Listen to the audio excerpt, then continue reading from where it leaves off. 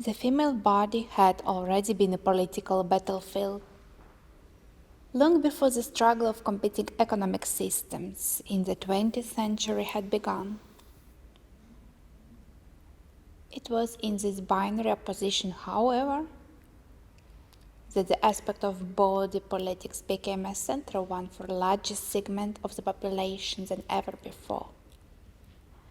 For this reason, the convoluted interplay of state power, medical practice, and the female self-image remained present in the daily life of many, even long after these respective systems and their differing approaches have disappeared.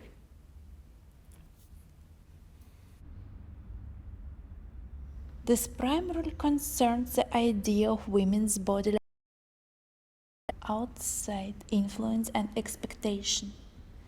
In a broader sense, patriarchal power structures in the struggle against them are still embodied in any visualization of the female body as well as other forms of knowledge and expression, which have been imprinted on by political masculinity.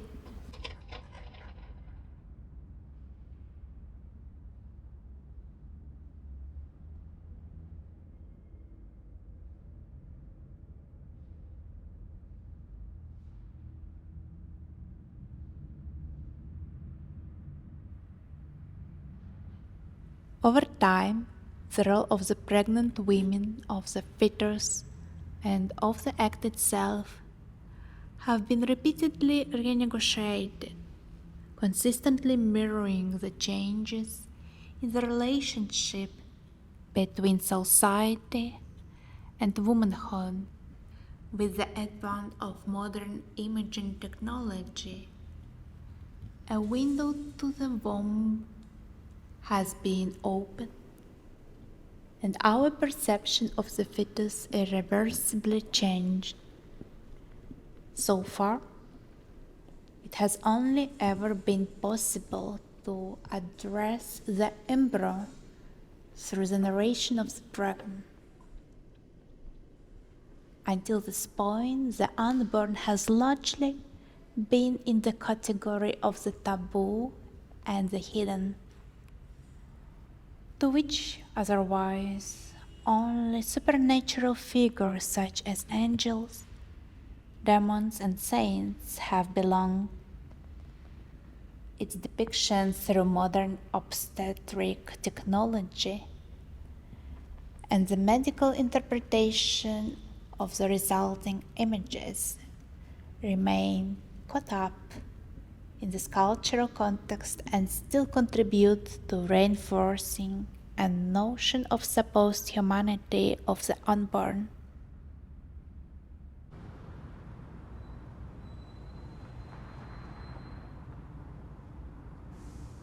Modern societies impose regulatory legal authority on human reproduction to varying degrees, as any state is very much literally the sum of its bodies.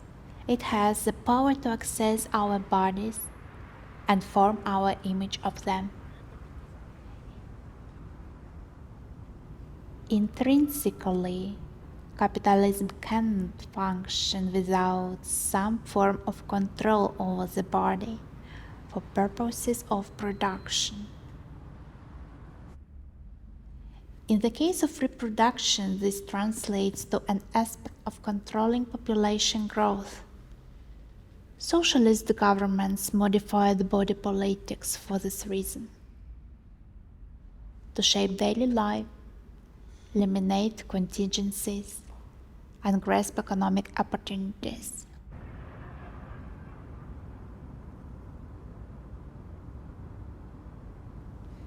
The self-proclaimed socialism of the late 20th century positioned itself as a counter-argument against the Western ideal of modernity. Therein lay the essential concept that to measure the quality of a society was to look at the welfare of its weakest members, an effort which, in fulfillment of its intention, would help in establishing a thoroughly planned, rationally structured, and fully industrialized society.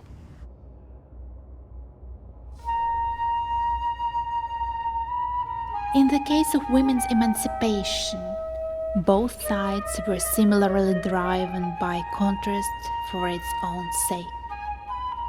Taking a closer look on the realities they created, we nevertheless find many symmetries in the development that pushed state determination into the background and prioritized the inclusion of a newly founded feminine sphere.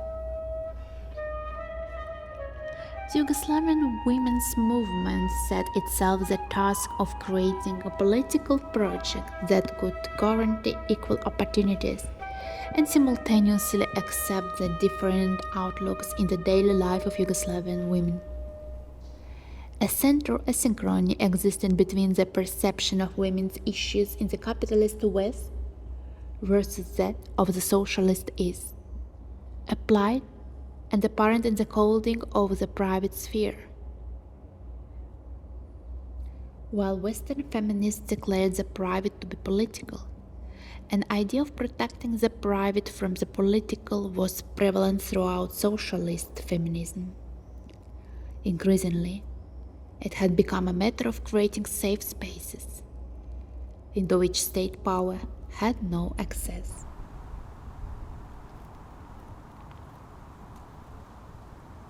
Always either highly revered or ostracized for their capacity to bear children, women's rights seem eternally bound to this involuntary monopoly.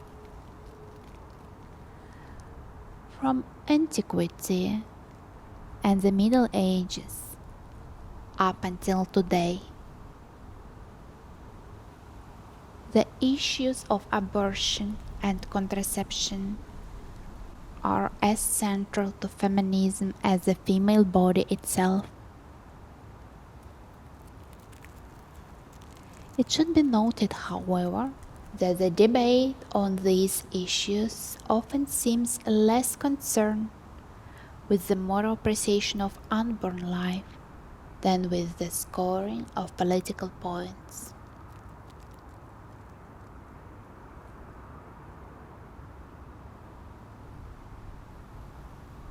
Presumably, abortions have always been performed in all societies. Mention of it is made in many archaeological sources, including the Bible. However, how abortion has been thought, spoken, and treated about is constantly changing. It went from a punishment for adultery to a question over who gets to decide if a pregnancy is brought to term. The ancient Romans saw woman and fetus as existing in an inseparable symbiosis. The fetus was considered part of the mother's intestines until birth. Thus, the unborn wasn't human until its physical separation from the mother and could not claim any legal protection under Roman law. A major shift in this perspective occurred with the rise of Catholicism in Europe.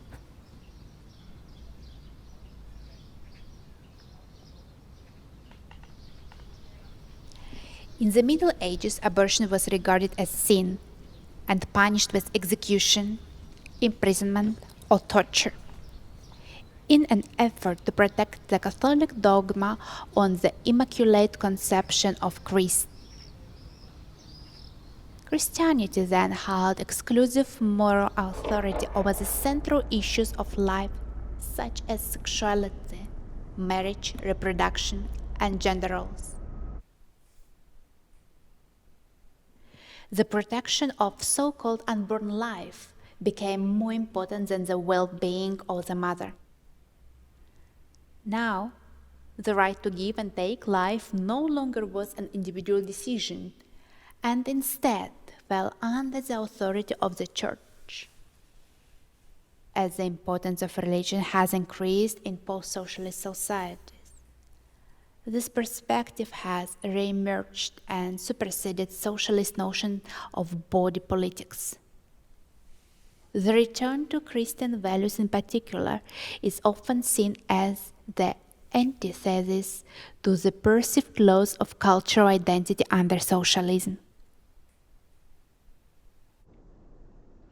In the former countries of socialist Yugoslavia, abortion was the predominant method of birth control, starting in the 1950s. This was not as much the result of a more liberal approach on women's reproductive rights, as it was of no other contraceptive methods being available. The law at the time only permitted abortion for medical reasons, which meant that they were often performed under inadequate hygienic conditions, with the consequence of a high mortality among women. However, the proposal to legalize abortion was not written into law until much later, due to heavy protest by the Serbian Orthodoxy.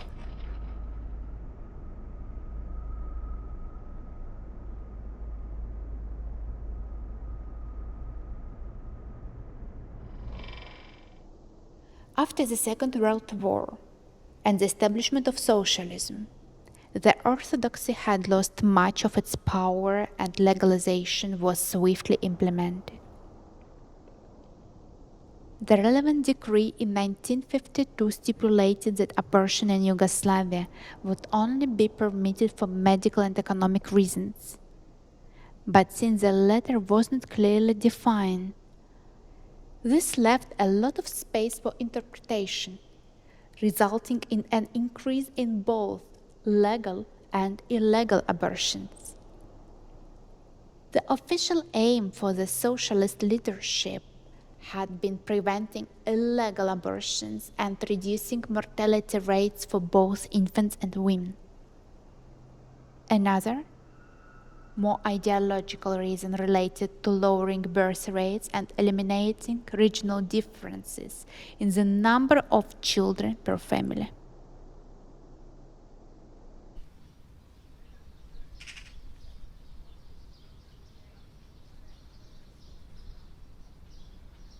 For me, an abortion is not only something that happens to oneself, but which must pass through oneself.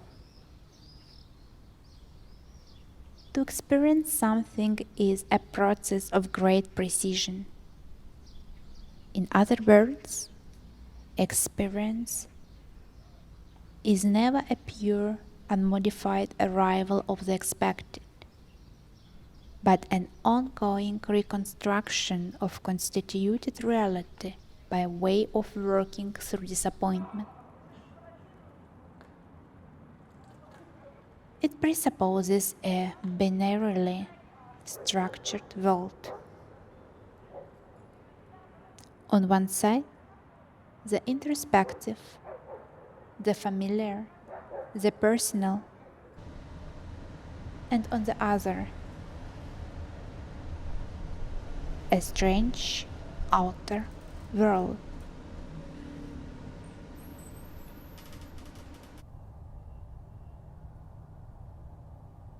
I am a body, but my body is also a social category.